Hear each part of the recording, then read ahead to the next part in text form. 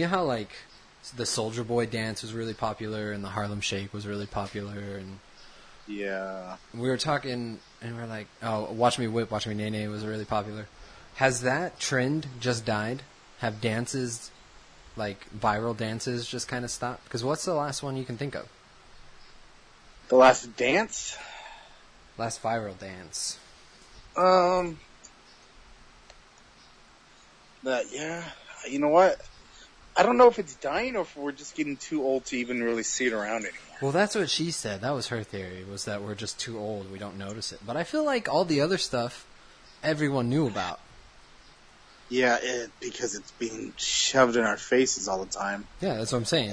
Maybe it's dying. I don't know. I'd say the last thing that I can really think of is the whip it, whatever. The whip it. Yeah. And then whatever it's called. I asked her if she knew Lean Like a Cholo. And she was like... Oh, she didn't know it? She didn't know Lean Like a Cholo. And then she said, where I'm from, people don't say cholo. And I said, I was going to say, I think that's a West Coast thing. I said, where I'm from, people say it a lot. And she's like, I know. I've heard it so many times since I met you. Not from me, but from people around me. But I feel like I don't even hear cholo anymore. No? No, not as much. Does your wife hear cholo? My wife is a cholo.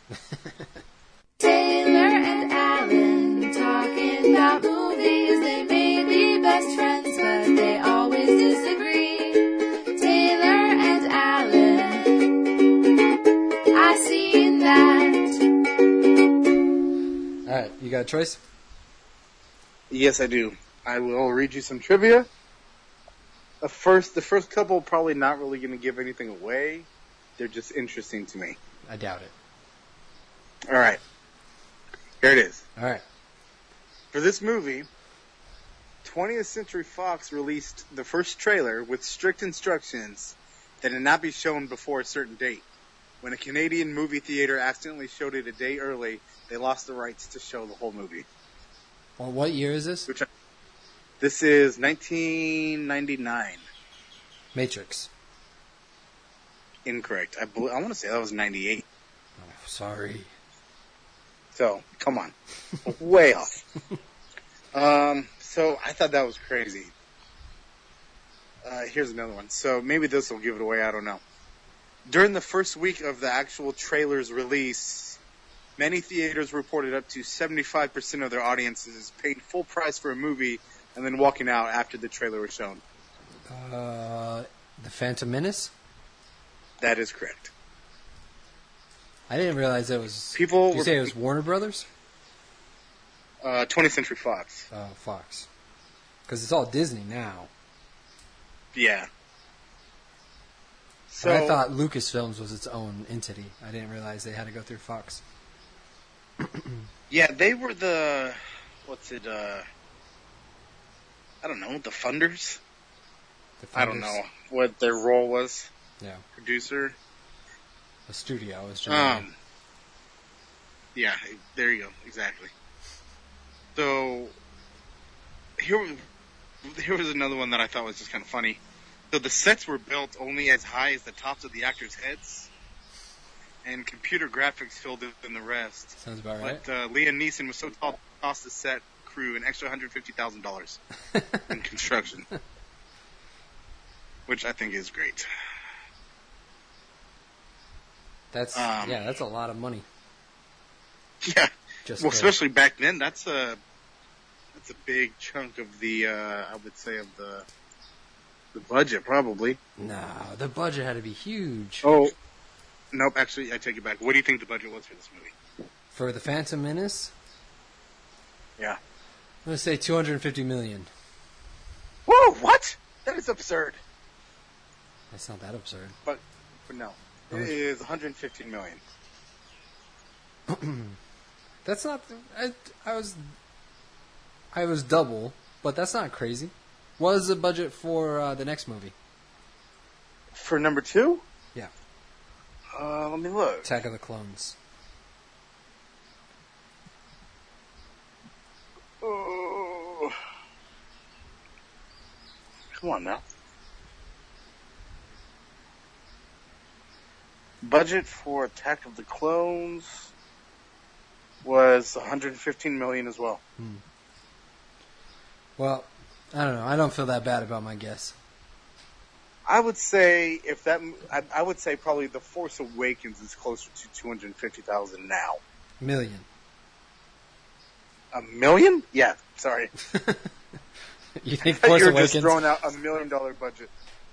Force Awakens cost $250,000 to make. It's a pretty good profit. So I'm pretty sure that broke $1 billion. It had to, right? Oh, well, so did Phantom Menace. Phantom Menace broke $1 billion. Yes. That's impressive because But movie Attack of the tickets Clones only got cost like $650 million. movie tickets only cost like $6 back then. Yeah, exactly. So, like I thought, Force Awakens, $245 million budget. Sounds about right. Well, yeah. Sounds like For this- what I for would this- guess for a Star Wars movie. Sure thing. Anyways, Are we? We're just What are your- we're just off today. I think is the issue. yeah. What are your thoughts on this movie? It's a movie. It is a movie. When was the last time you saw this movie? Probably the first time I saw it. You've only seen it one time? There's a good chance. You have not watched all the movies through since. No, Interesting. I haven't seen the I've probably originals. seen this movie. I haven't seen the originals since I was in junior high. Oh, really?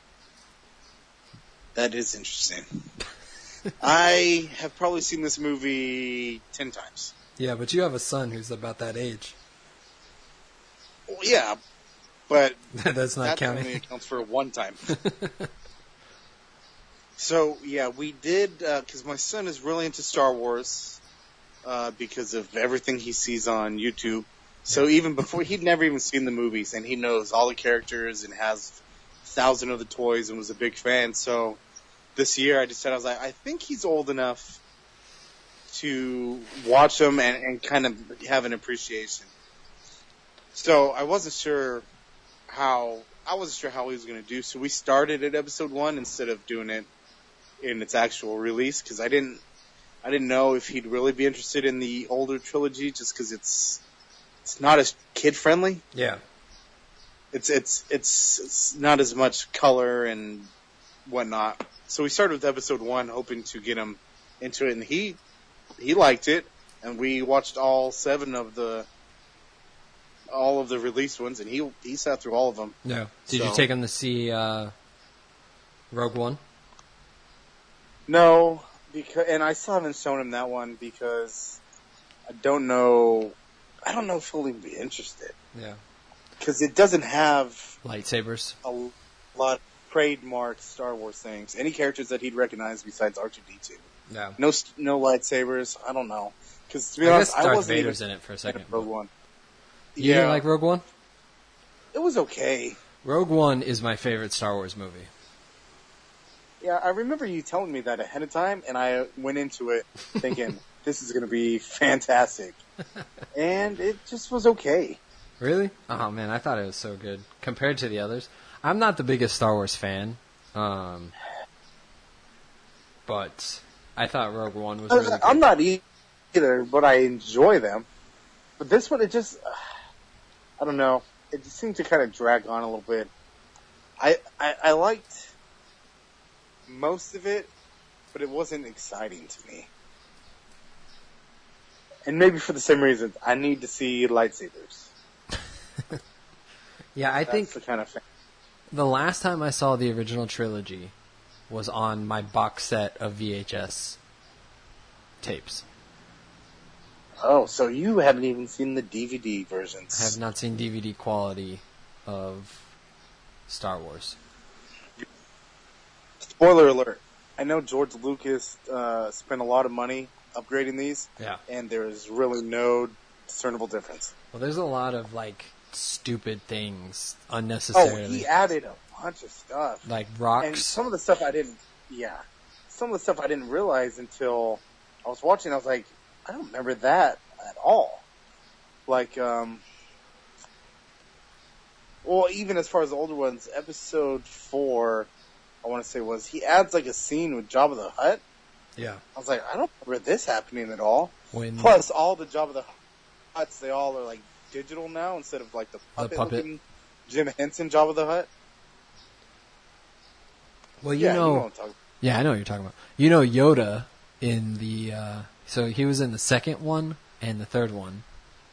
And in the second movie, they had the puppet and they made the movie and then they put it in storage and it got like weather damaged and like all torn up, but they like couldn't remake the puppet for whatever reason. I don't know if it was budget reasons or what, but they just ended up fit in the That's why I could be wrong. I'm 90% sure that I'm not wrong, but the reason why Yoda died was because the puppet got so destroyed that he looked sickly. No way. Is that real? The puppet literally just disintegrated on the actor's hands. It was like, all right, he's dead now. Yeah, pretty much. From what I remember hearing. I could be wrong, but I don't think I am. I'm going to have to check that, but that is interesting. That wouldn't surprise me. But yeah, so going back to the Phantom Menace, do you remember the first time you saw it? Yeah, my grandpa took me to the movie theater when it came out. So you saw it in theater? I did see it in theaters. This is another one of those few movies, like I talked about on the last one, that I saw twice in theaters. Did you? I saw it once with my family, and then I think me, you, and I want to say Zeke, we went to go see it. Did we? I don't remember. I remember, I want to say, I'm pretty sure. Mm-hmm. I know that it was me, you, and someone. We went to go see it one random day because we were bored. We had both already seen it, so I don't know why we went. Well, that was back when movies came out. Movies used to be in the theater for like 4 months. Yeah, because then once they were gone, you didn't see them forever. Yeah, they were gone for like 10 years, and then they came out on video. Yeah.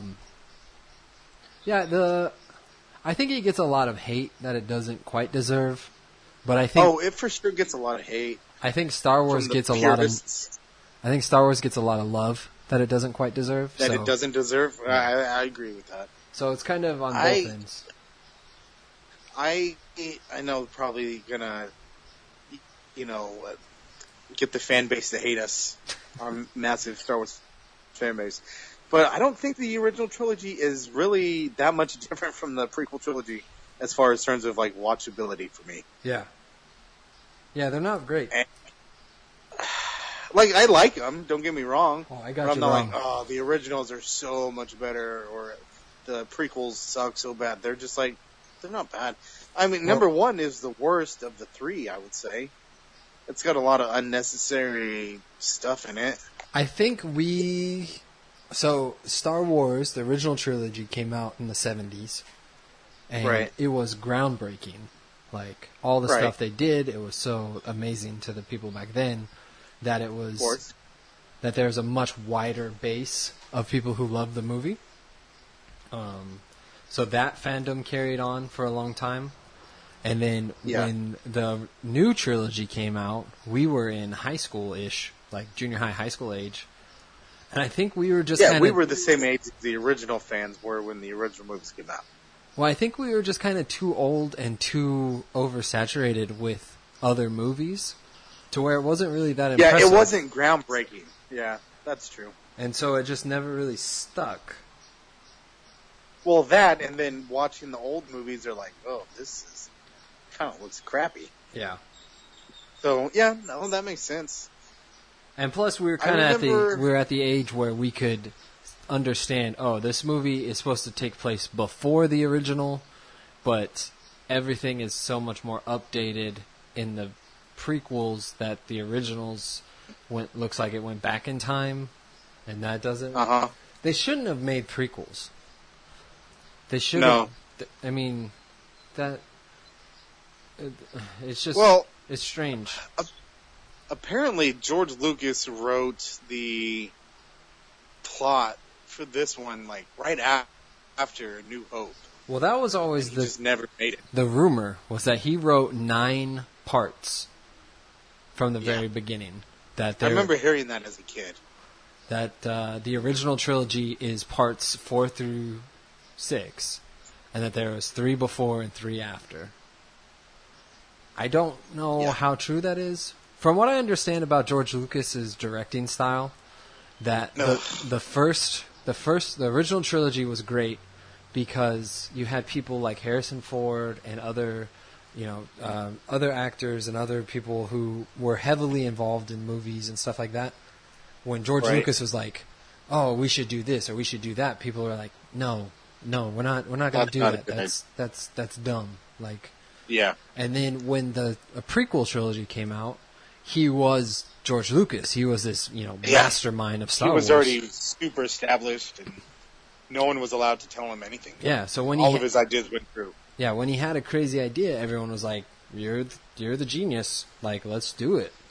There's an interview, an audio clip of him talking about Jar Jar Binks being kind of like the linchpin of the series. Like, this is what's gonna really connect to everyone, and he's gonna make this big difference for the movie, and like it all hinges on Jar Jar Binks landing and stuff like that. And it's like, ooh, you're kind of out of touch about this.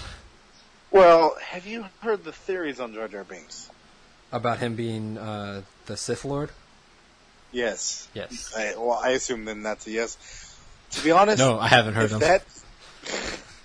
If that ended up being true, or even maybe still could be true, that would redeem Jar Jar Binks for me and George Lucas. No, it would. It would do it for me.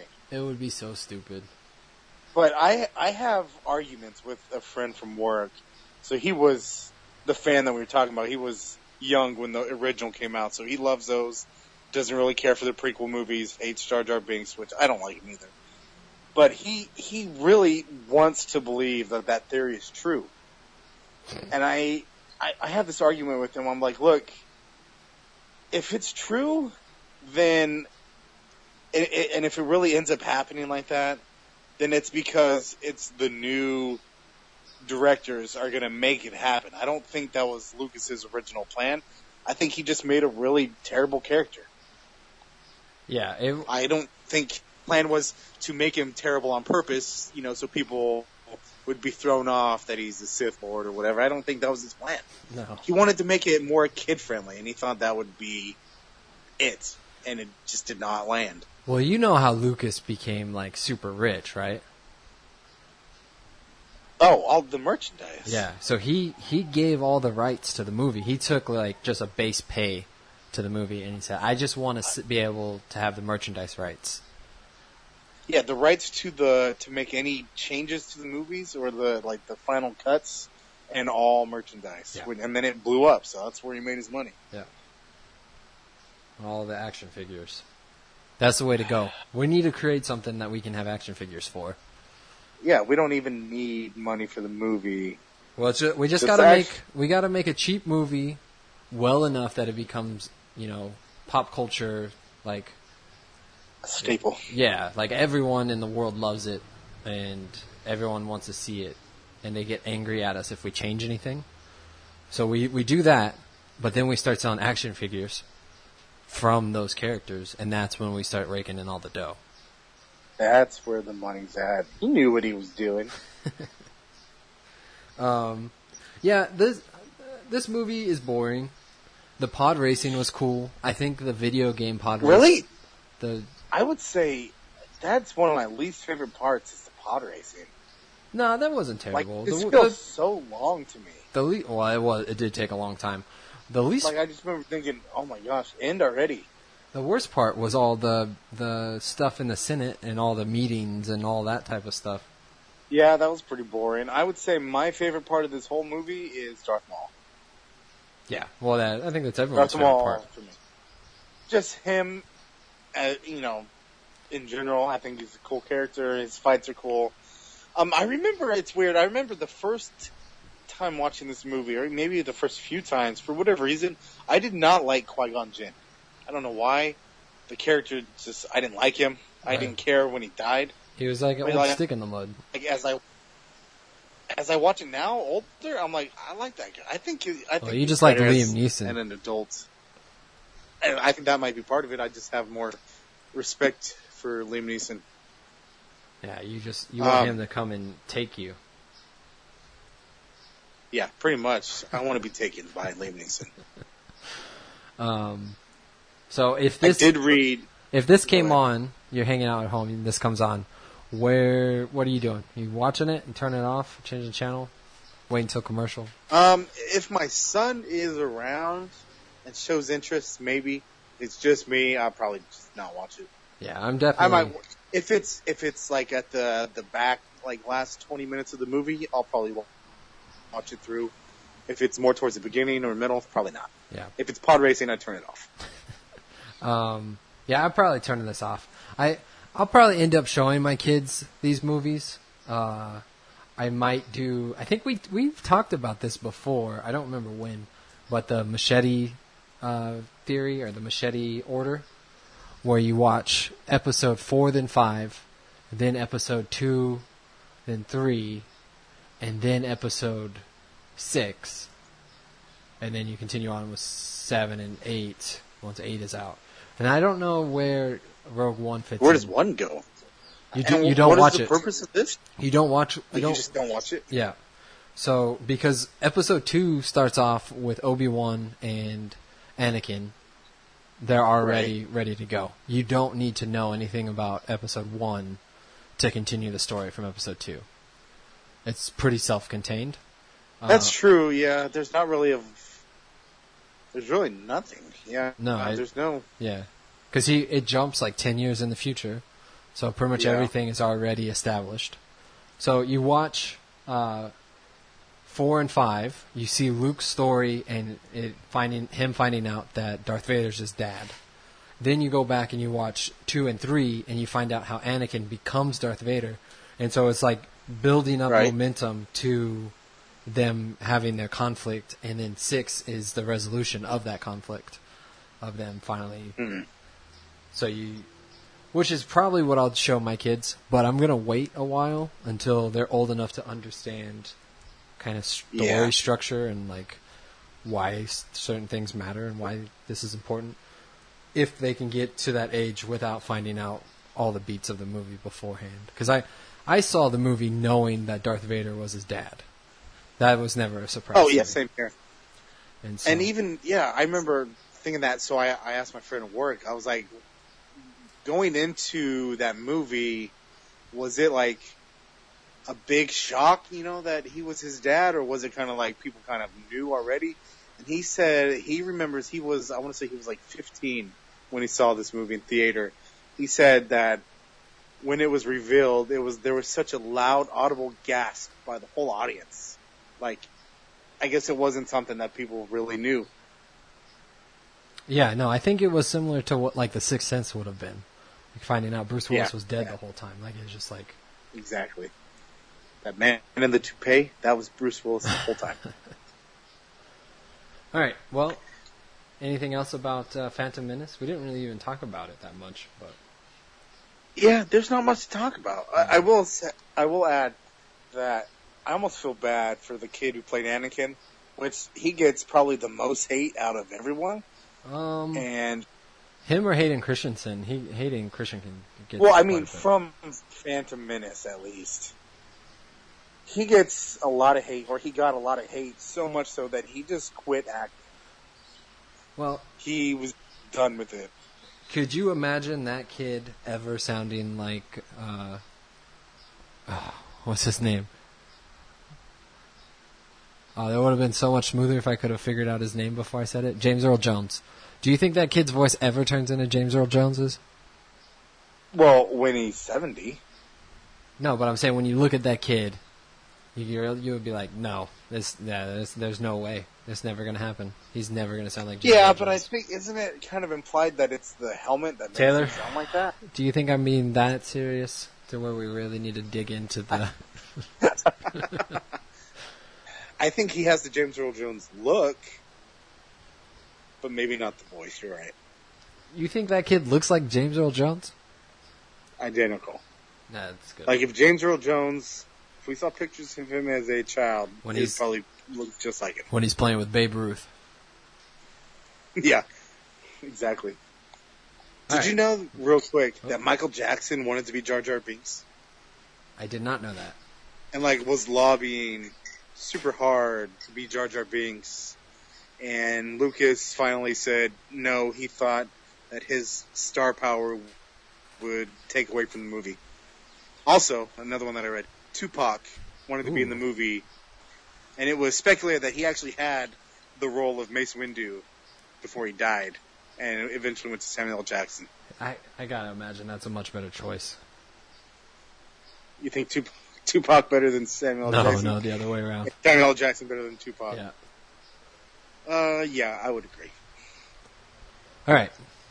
You good? That is the end of Phantom Menace. Hopefully. Shall we never speak of it again?